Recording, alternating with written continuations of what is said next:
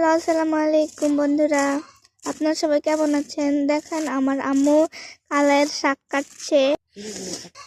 আপনারা কমেন্টে বলবেন কারা কারা কালাইয়ের শাক খেয়েছেন।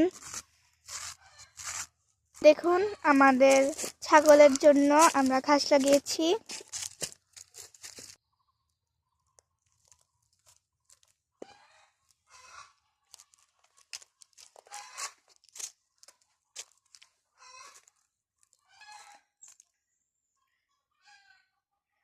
দেখেন কত জঙ্গল।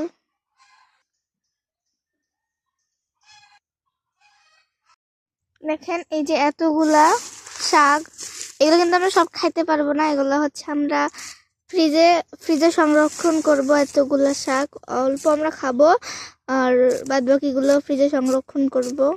আজকে এই পর্যন্তই। সবাই লাইক কমেন্ট শেয়ার করবেন। আল্লাহ হাফেজ।